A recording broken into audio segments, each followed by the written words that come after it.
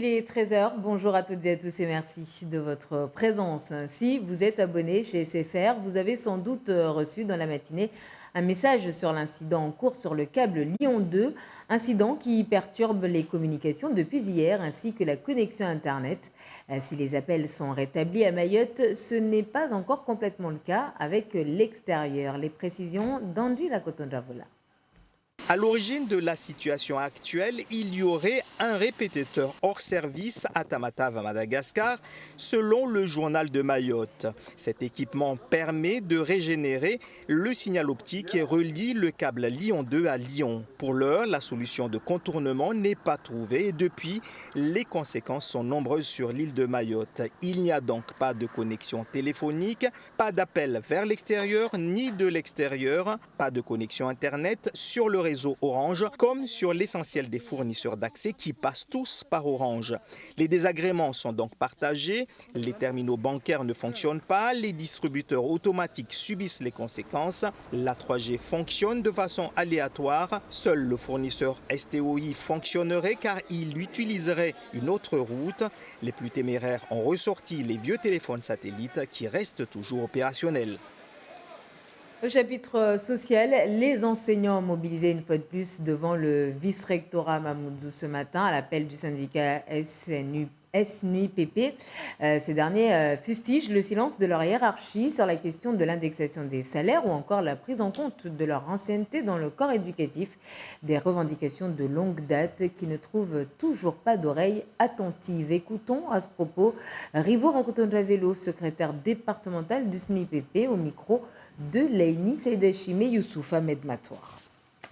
Je pense que les raisons sont connues. Je pense que la question de l'indexation des salaires, je pense que la question de l'ancienneté générale de service, de titularisation, etc., tout le monde connaît. On ne fait que nous entendre, aucune réponse jusqu'à présent, ne serait-ce que des ouvertures de négociations que nous sollicitons.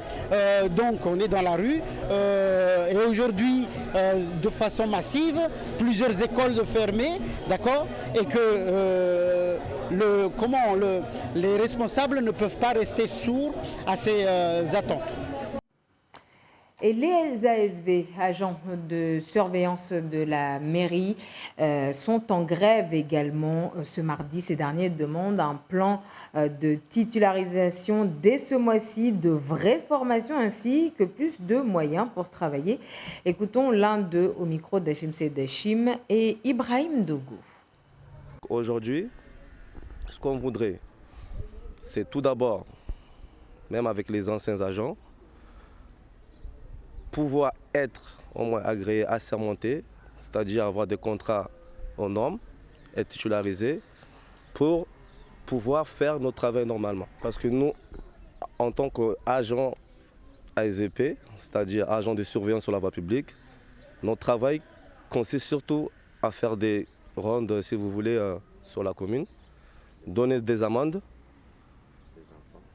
surveiller les sorties d'école, c'est-à-dire tant qu'on ne sera pas agréé ni assermenté, concernant les amendes, on ne peut pas donner des amendes.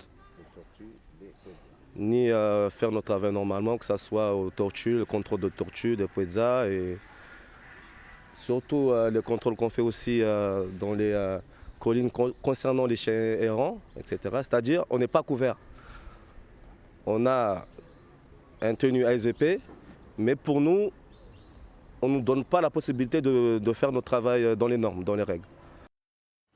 Et du côté de la mairie de Koungou, et comme annoncé hier, la grève se poursuit pour la deuxième journée consécutive. Une grève entamée par les délégués du personnel mécontents, entre autres, des conditions de travail des agents de la municipalité.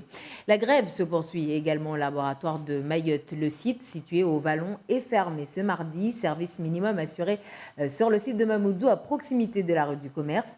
Je rappelle que les agents demandent, entre autres revendications, une hausse de salaire de 30% pour tous.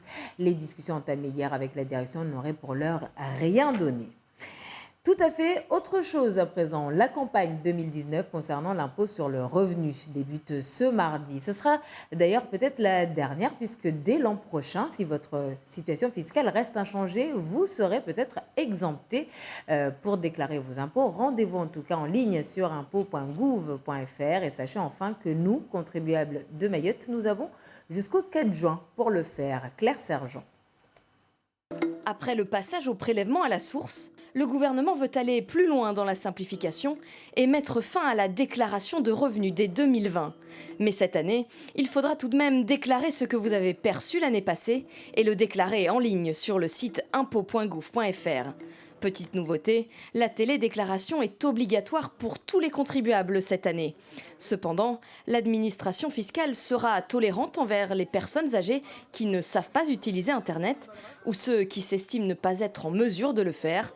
Vous pourrez modifier votre taux de prélèvement à la source si votre situation a changé depuis le début de l'année, retraite, chômage ou nouvelle situation familiale. En fonction du département dans lequel vous résidez, vous aurez jusqu'au 21 mai pour déclarer vos revenus pour les départements 1 à 19 et les résidents à l'étranger, jusqu'au 28 mai pour les départements 20 à 49 et enfin jusqu'au 4 juin pour les départements 50 à 976. Nous vous l'annoncions hier à Dembéni, le centre universitaire accueille depuis hier donc le premier salon de la mobilité organisé par Pôle emploi, salon qui referme ses portes ce mardi. Cette manifestation ne s'adresse pas d'ailleurs qu'aux demandeurs d'emploi. Détails et explications avec Anastasia Lagara et Géraldine.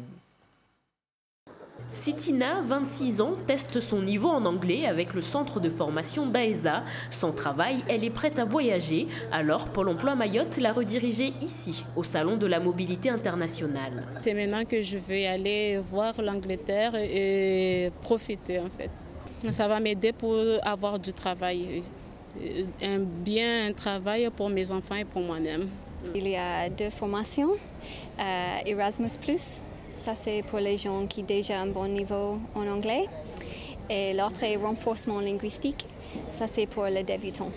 Donc, c'est Erasmus et 6 semaines ici pour préparation et 6 mois en Angleterre, un stage en Angleterre. Renforcement linguistique, c'est une formation pour les débutants. C'est 6 mois de formation ici en anglais et 6 mois à Nairobi pour un stage. Ce jour-là, il y a d'AESA, mais il y a aussi d'autres organismes tels que l'ADOM ou encore l'ADIM qui aident à la mobilité des Mahorais. Beaucoup ont été rassurés à travers les témoignages. L'idée de partir, surtout de partir dans un pays anglophone pour apprendre l'anglais, c'est un projet dans ma tête que j'aimerais bien pouvoir réaliser. Ce premier salon de la mobilité est initié par Pôle emploi, l'idée que la jeunesse mahoraise voit plus loin que la France. On a tout ce qui est des accompagnements spécifiques via le Pôle emploi. On a des conventions qui sont signées entre le Pôle emploi et des institutions sur la métropole, notamment le FIS franco-québécois. Aujourd'hui, on a d'autres institutions qui veulent s'implanter sur l'île et proposer des choses au niveau de tout ce qui est volontariat. Donc voilà, l'idée de ce salon, c'est vraiment de mettre en lumière tout ce champ de solutions. Les professionnels de la mobilité vous accueillent jusqu'à demain, 16h. Selon une étude de la Commission européenne, les étudiants Erasmus auraient une meilleure employabilité que l'ensemble des étudiants. Parlons à présent du budget primitif de l'année 2019 qui a été adopté au Conseil départemental ce matin. Un budget qui représente 165 millions d'euros en fonctionnement. L'opposition regrette que certaines priorités de Mayotte n'aient pas été prises en compte. Écoutons à ce propos Ben Issa Ousseni, vice-président chargé des finances au micro de Laini Seydechi, mais Youssouf Ahmed Matouar.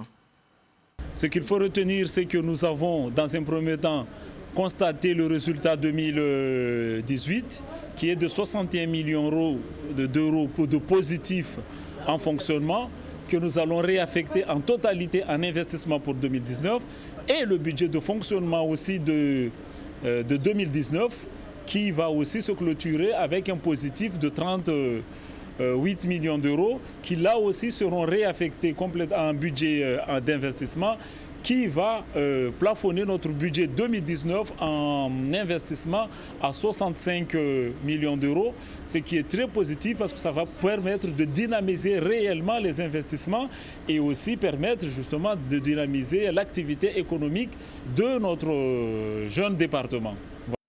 Et voilà pour la réaction de Ben Issa Osseni qui fait partie, vous l'aurez compris, de la majorité. Saviez-vous qu'à Mayotte, il existait une association de cow-boys? Vous les avez peut-être déjà croisés. Ils sont une petite dizaine, des hommes, des femmes, à faire découvrir depuis peu leur vision du Far West, la culture du Far West au tout petit, en sillonnant les écoles. Exemple, il y a quelques semaines, à l'école maternelle de Ngombani avec Anastasia Lagara.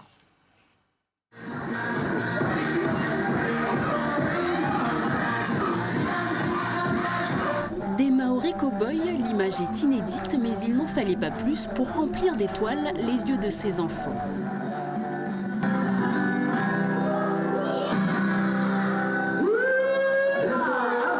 J'avais vu les cow-boys à la télé. Et comment tu les avais trouvés? Jolis. Jolis? Toi, tu aimerais être cow-boy? Oui. Pourquoi? Parce qu'ils sont gentils. Ils sont forts aussi. Cela fait 1 an que l'association des cow-boys de Mayotte existe. Elle compterait une centaine d'adhérents. Depuis peu, ses membres sillonnent les écoles de l'île pour faire découvrir cette passion. C'est pour essayer de donner quelque chose aux jeunes. La propriété, la façon d'être. Ce n'est pas que le cow-boy de se tuer. Non, les cow-boys, ce n'est pas des tueurs. Avant, c'était des armées, ce sont des policiers.